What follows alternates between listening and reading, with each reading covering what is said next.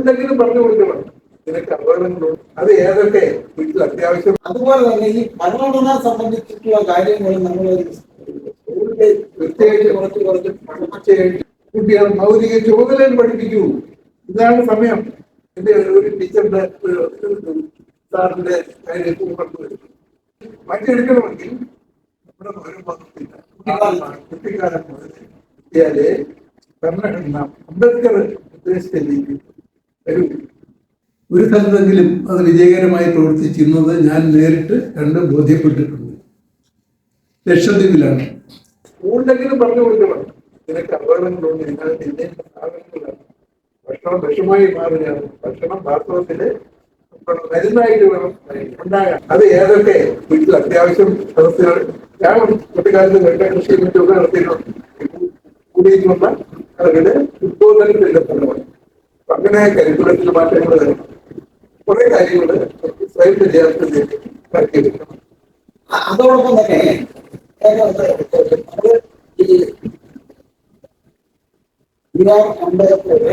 ഭരണഘടന സംബന്ധിച്ചുള്ള കാര്യങ്ങൾ നമ്മൾ സംസാരിക്കുന്നുണ്ട്. അപ്പോ അന്ന് ഇതൊക്കെ സ്കൂളിൽ പഠിപ്പിക്കണമെന്ന് പറഞ്ഞത് ഈ പറഞ്ഞ കാര്യങ്ങൾ. അതുപോലെ തന്നെ ഈ ഭരണഘടന സംബന്ധിച്ചിട്ടുള്ള കാര്യങ്ങൾ നമ്മൾ സ്കൂളിലെ പ്രത്യേകിച്ച് കുറച്ച് പഠിപ്പിച്ച് ഞാന് പോകുന്ന ഒരുപാട് സ്കൂളുകളിലെ മുഖ്യാതിഥിയായിട്ട് ഇവിടെയെല്ലാം ഞാൻ അടിവരയിട്ട് പറയുന്ന ഒരു കാര്യമാണ്. കുട്ടികൾ മൗലിക ചുമതലകൾ പഠിപ്പിക്കൂ. ഇതാണ് സമയം. എന്തൊക്കെയാണ് നിങ്ങൾ ചുമതലയെന്ന് അറിഞ്ഞുകൂടെ കുട്ടികൾക്ക്? ഒരു പൗരന് രാഷ്ട്രത്തോടുള്ള ചുമതലകൾ പഠിപ്പിക്കുകയും അത് പ്രാവർത്തികമാക്കുകയും. എന്റെ ഒരു ടീച്ചറിന്റെ സാറിന്റെ കാര്യം കൊണ്ടുവരുന്നു. നാഷണൽ ആന്തം പാടുമ്പോൾ എങ്ങനെ നിൽക്കണം, ഏത് പോസ്റ്ററിൽ നിൽക്കണം, അത് തീരുന്നതെല്ലാം റെസ്പെക്ട് ചെയ്യും. ജനഗണമന പാടാൻ കഴിയും. ഇതെല്ലാം കൂടി പഠിപ്പിച്ചത് ശാസ്ത്രത്തില് വലിയ ചുമതലകളിലൊന്നാണ് നാഷണൽ ആന്തം. ലീഡേഴ്സ് അവരുടെ അന്നത്തെ അവരും പുറത്തും അവരുടെ ത്യാഗബുദ്ധിയും ഇതെല്ലാം റെസ്പെക്ട് ചെയ്യണമെന്നുണ്ടോ ഉൾപ്പെടെയുള്ള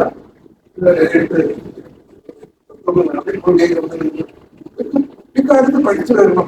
മറ്റു രാജ്യങ്ങളിലെല്ലാം ഉണ്ട്. ഈ പേസ്റ്റ് എങ്ങനെ കൈകാര്യം ചെയ്യും ഇത് പഠിപ്പിക്കണ്ടേ? ഞാനിപ്പോ ഈ കഴിഞ്ഞ ഒരാഴ്ച തായ്ലൻഡ് എന്ന് പറയും. തായ്ലൻഡ് നമുക്ക് ഇവിടെ സ്വപ്നം കാണാൻ കഴിയാത്ത സാഹചര്യങ്ങൾ അവിടെ അതിന് ഓരോ ശുചിത്വം പോകുന്നു. ഒരു 1/2 കിലോമീറ്റർ വെള്ളം ഉൾപ്പെടെ അതിന്റെ ക്ലീനായിട്ടുള്ള ശൗചാലയങ്ങൾ ലഭ്യമാണ്. ഇതൊക്കെ മറ്റു നമുക്ക് എന്തുകൊണ്ട് ഉണ്ടാകുന്നില്ല.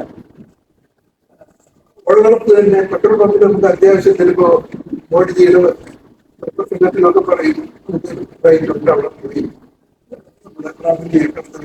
എല്ലാ പമ്പുകളിലും നിർബന്ധിക്കും.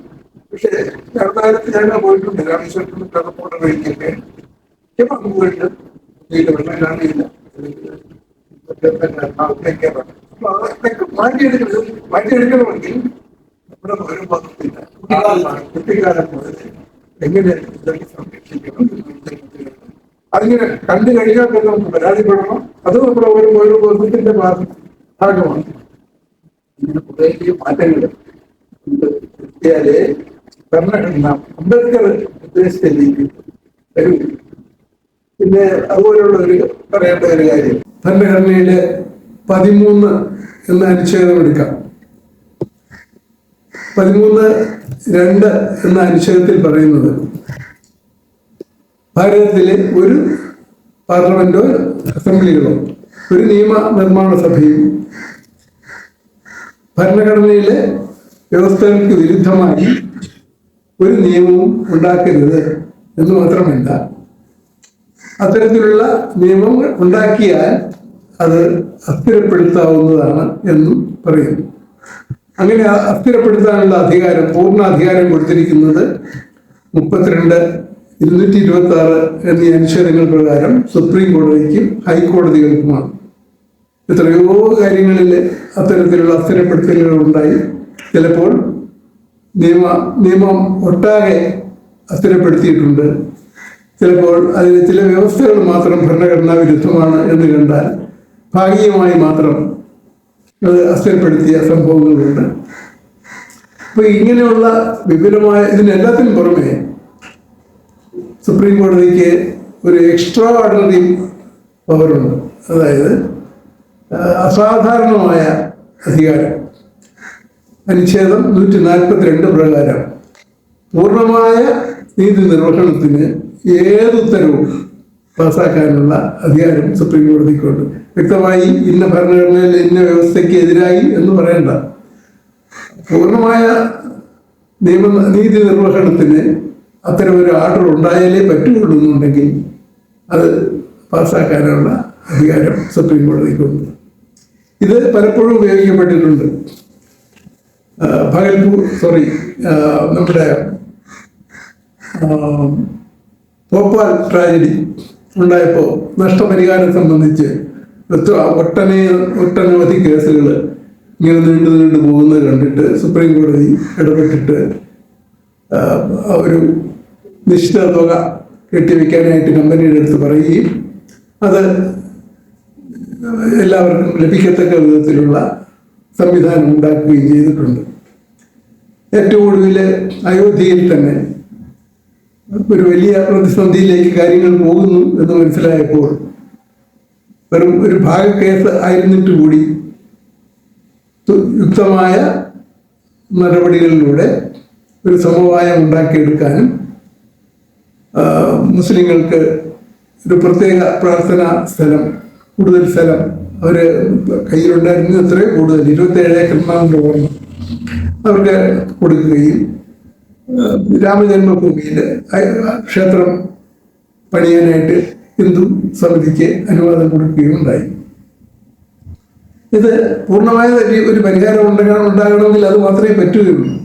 ഒരേ കെട്ടിടത്തിന്റെ ഒരു ഭാഗത്ത് ഹിന്ദുക്കളും ഒരു ഭാഗത്ത് അല്ലെങ്കിൽ ഏറ്റവും തൊട്ടടുത്ത് തന്നെ സംഘർഷപൂർണമായ രീതിയിലുള്ള മതവിദ്വേഷപരമായ കാര്യങ്ങൾ നടക്കാതിരിക്കാനുള്ള ഒരു മുൻകരുതലാണ്. ഇങ്ങനെ പലപ്പോഴും സുപ്രീം കോടതി പൂർണ്ണമായ നീതി നിർവഹണത്തിന് വേണ്ടിയുള്ള ഉത്തരവുകൾ പാസ്സാക്കിയിട്ടുണ്ട്. നമ്മുടെ ഇറ്റാലിയൻ മറൈൻസിന്റെ കേസിൽ സർക്കാരുകൾ തമ്മിലുള്ള ഒരു ഇടപെടലിനെ തുടർന്ന് ഇറ്റാലിയൻ മറൈൻസിന്റെ വിസ്താരം കുറ്റവിചാരണ അവരുടെ രാജ്യത്ത് തന്നെ നടത്താനായിട്ടുള്ള ഓർഡർ പാസ്സാക്കിയതും ഈ 142 എന്ന് പറയുന്ന അനുച്ഛേദം അനുസരിച്ചാണ്. അപ്പൊ ഇങ്ങനെ വിപുലമായ അധികാരങ്ങൾ ഉള്ളത് കൊണ്ടാണ് പല പ്രതിസന്ധികളിലും സമവായം ഉണ്ടാക്കിയെടുക്കത്തക്ക വിധത്തിലുള്ള ഇടപെടലുകൾ ഉണ്ടായതും അടിയന്തരാവസ്ഥ കാര്യങ്ങളിൽ പോലും അത്തരത്തിലുള്ള ഇടപെടലുകൾ ഉണ്ടായി. അങ്ങനെ ഒരു പ്രതിസന്ധി ഇല്ലാത്ത രീതിയിൽ 75 വർഷമായിട്ട്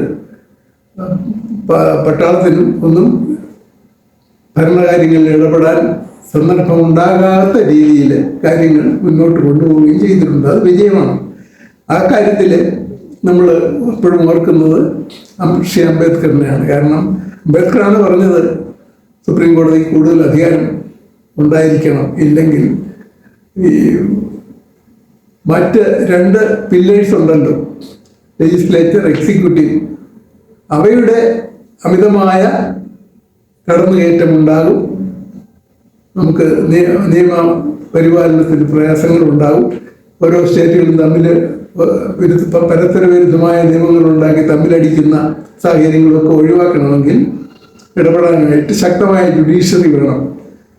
നമുക്ക് ഇപ്പോൾ ഉള്ള സംവിധാനം അനുസരിച്ച് സംസ്ഥാനങ്ങൾക്കും വാദി ആയിട്ട് സുപ്രീം കോടതിയെ സമീപിച്ച് പരിഹാരം തേടാൻ കഴിയും. അപ്പം ഇങ്ങനെയൊക്കെയുള്ള ഒരുപാട് ഗുണവശങ്ങൾ നമ്മുടെ ഭരണഘടനയിലുണ്ട് എന്ന് നമ്മൾ മനസ്സിലാക്കണം.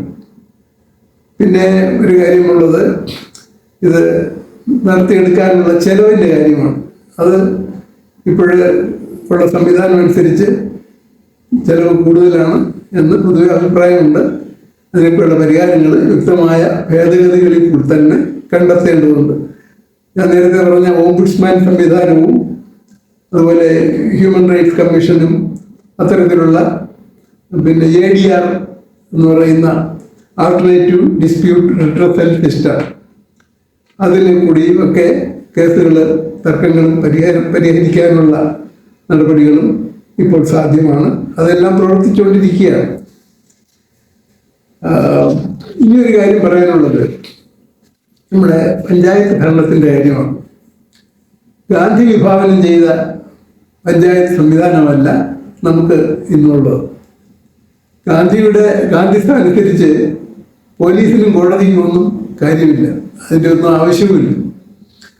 എന്ത് തർക്കമുണ്ടായിരുന്നാലും ആ സൊസൈറ്റിയിലെ ആളുകൾ, അവിടുത്തെ സൊസൈറ്റി, കോപ്പറേറ്റീവ് സൊസൈറ്റി എന്ന് ഞാൻ പറയുന്നത് സമൂഹത്തിലെ നേതാക്കൾ, നമ്മളെല്ലാവരും അംഗീകരിക്കുന്ന മുഖ്യന്മാർ ഒന്നിച്ചിരുന്ന് ഒരു വരച്ചോട്ടിലിരുന്ന് ചർച്ച ചെയ്ത് പ്രശ്നങ്ങൾ പരിഹരിക്കുന്ന ഒരു ലളിതമായ സംവിധാനമാണ് അദ്ദേഹം വിഭാവനം ചെയ്തിരുന്നത്. നമുക്ക് ഒടുവിൽ കിട്ടിയിരിക്കുന്ന അതല്ല. ഇപ്പോൾ കക്ഷി രാഷ്ട്രീയത്തിൻ്റെ അടിസ്ഥാനത്തിൽ മത്സരവും മറ്റു കാര്യങ്ങളുമുള്ള ഒരു ജനാധിപത്യ സംവിധാനമാണ് നമുക്കിപ്പോൾ ഉള്ളത്. പലരും പറയും ഗാന്ധിയുടെ സംവിധാനം, ഗാന്ധി വിഭാവനം ചെയ്ത പഞ്ചായത്ത് സംവിധാനം ഒരിക്കലും പ്രായോഗികമാവുകയില്ല, ഇപ്പോഴുള്ളതേ പ്രവർത്തിക്കുകയുള്ളൂ. അത് ശരിയാണോ എന്ന് സംശയമുണ്ട്. ഒരു സ്ഥലത്തെങ്കിലും അത് വിജയകരമായി പ്രവർത്തിച്ചിരുന്നത് ഞാൻ നേരിട്ട് കണ്ട് ബോധ്യപ്പെട്ടിട്ടുണ്ട്. ലക്ഷദ്വീപിലാണ് 10-25 വർഷം മുമ്പ് അവിടെ പോയപ്പോൾ അവിടെ ഈ പറഞ്ഞ നേതാക്കൾ സമൂഹത്തിൽ അംഗീകരിക്കപ്പെടുന്ന എൽഡേഴ്സ് കൂടിയിരുന്ന് കാര്യങ്ങൾ ചർച്ച ചെയ്ത് തീരുമാനിക്കുന്ന സംവിധാനം വിജയകരമായി പ്രവർത്തിക്കുന്നത് കണ്ടിട്ടുണ്ട്. അവിടെ കോടതിയുണ്ട്. കോടതികളിൽ കേസ് വളരെ വളരെ കുറവാണ്, ഇല്ല എന്ന് തന്നെ പറയാം. കാരണം എല്ലാ തർക്കങ്ങളും, വസ്തുതർക്കമായിരുന്നാലും മറ്റുള്ള നഷ്ടപരിഹാരത്തിൻ്റെ ആയിരുന്നാലും ശല്യങ്ങളുടെ ആയിരുന്നാലും നിരോധനം ആവശ്യമുള്ളത് എല്ലാം തന്നെ ഈ ഒരു ഗ്രൂപ്പ് സമൂഹത്തിൽ അംഗീകരിക്കപ്പെടുന്ന നേതാക്കൾ 5-6 പേരിരുന്ന് ചർച്ച ചെയ്തിട്ട് തീർക്കാൻ അവർക്ക് കഴിയുന്നുണ്ട്. അവിടെ ഒരു വ്യത്യാസം വരുന്നത് അവിടുത്തെ ജനങ്ങളുടെ സത്യബോധമാണ്. ഇന്ത്യയിലെ വേറെ ഒരു സംസ്ഥാനത്തും അത്തരത്തിൽ പരിപൂർണമായ സത്യസന്ധത കണ്ടെത്തിയെന്ന് വരില്ല. ഞാൻ പറഞ്ഞത് 10-25 വർഷം മുമ്പേ ഉള്ള കാര്യമാണ്, ഇപ്പോഴത്തെ എനിക്കറിയില്ല. ഇന്ന് കാണാൻ കഴിഞ്ഞത് ഈ വിലപിടിപ്പുള്ള സാധനങ്ങൾ എല്ലാം ഏത് വേണമെങ്കിലും നമുക്ക് റോഡിൽ വരെ ഉപേക്ഷിച്ചല്ല ഇട്ടിട്ട് പോകാം, ആരും എടുക്കില്ല. തെങ്ങിൽ കയറി തേങ്ങ ഇടേണ്ട കാര്യമില്ല, തേങ്ങ വെട്ടിക്കേണ്ട കാര്യമില്ല. അത് വീണാൽ എവിടെയാണ് ഉടമസ്ഥന്റെ വസ്തുവിൽ തന്നെ അതവിടെ കിടക്കും, ആരും എടുത്തുകൊണ്ട് പോകില്ല. ഇത്രയധികം സത്യസന്ധത വേറൊരു സമൂഹത്തിൽ കൊണ്ടുവന്ന് എനിക്കറിയില്ല. ആ കുട്ടികളെ ചെറുപ്രായം മുതൽ ഈ സത്യസന്ധതയിൽ ഊന്നിയുള്ള മൂല്യബോധം കൊടുത്ത് വളർത്തുന്ന ഒരു സാഹചര്യത്തിലാണ് അവിടെ ഗാന്ധിയുടെ പഞ്ചായത്ത് സംവിധാനം വിജയിച്ചത്. നമ്മൾ ബാക്കി സ്ഥലങ്ങളിൽ അത് വിജയിക്കാം, അത് യൂട്ടോപ്യ എന്ന് പറയാനൊക്കില്ല.